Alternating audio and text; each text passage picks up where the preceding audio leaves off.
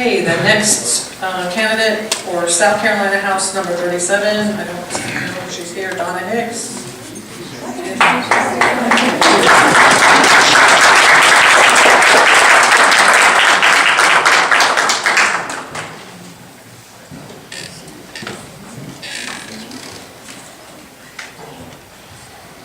Good evening.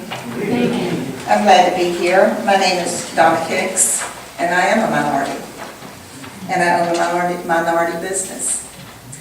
I am a consultant for church growth and administration. I currently work at Westgate Freehold Baptist Church, and I enjoy doing that.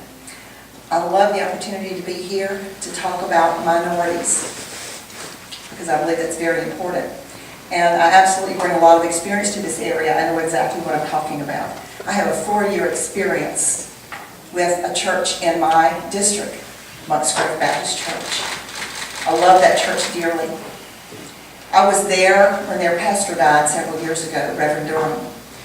We honored him. We put together a wonderful night of honor for him. And I put together a resolution from the House of Representatives. And I memorialized him in the state. And so his name was forever in the record in the state of House of Representatives. And we closed out one night in prayer for him. He was a huge leader in his community. And the First Lady, her name is Donna, like my name. We had a great connection.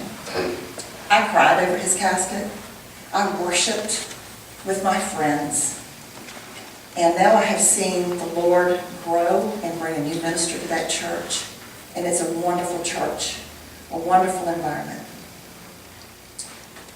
When the Charleston 9 were murdered and that happened, I went down to Charleston immediately. I was a part of that. I called my friends. These are my friends. I called my friends and talked to them about it. I went to Anderson Mill Road Baptist Church, which is where my membership is, and where I attend when I'm not working at Westgate Freehold Baptist Church. And I prayed with Reverend Keith McDaniels, the pastor of Macedonia Baptist Church, because I realized what a huge responsibility he had on his shoulders as a leader in the African American community. And with what happened in Charleston was such a tragic event, and South Carolina had the potential at that part to split apart because of what happened in our community. But godly men like Keith McDaniels stood strong, and they helped hold our community together. And strong men and women in Charleston stood and held the community together. Senator Clemente Pinckney, what he did in his church, what he taught his church, will forever be remembered in this state, because they forgave the man that murdered the members of their church. That changed the history of South Carolina, and I'm glad to be a part of that history. I love this state, and this state comes in all colors, all shapes, and all sizes, and there's room for everyone. And there's a blessing for everyone in this state. I believe, when we talk about small businesses, I believe, firmly believe, because I attended this past summer a community health initiative that talked about education and jobs are affected by our health. So we need healthy communities. And many times in our minority communities, we don't have health care like we should have.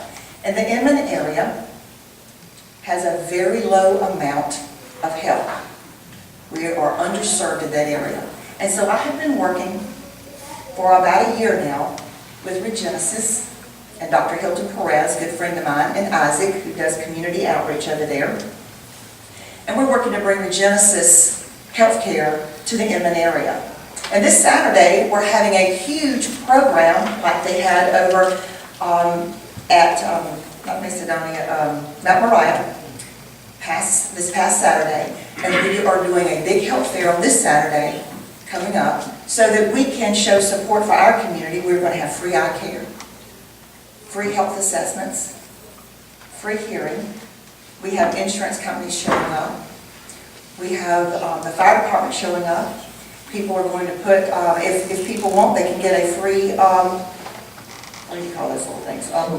Smoke detector, thank you, whoever said that, thank you, smoke detector. I could see it in my hand, but I couldn't tell you what it was, sorry, smoke detector. Free smoke detectors. This is how we build community. The African American tradition is community.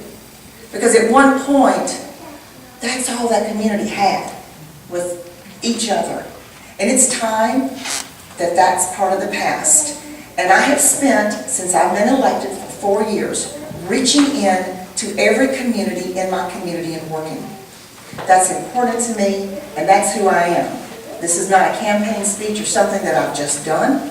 This is something that I have proof of, something that I've been working on for 4 years, establishing relationship and loving all people. I think all people are important. All lives are precious. That's all I always put on my Facebook. All lives are precious. All lives matter. Every life matters. So yes, I'm running for re-election, and I have done a lot of work. I've passed a lot of bills down there. I have signed on and co-sponsored many, many bills. Today I was over in Greenville, and I was at the signing. The governor was there for the ceremonial signing of the 20-week fetal pain capable bill.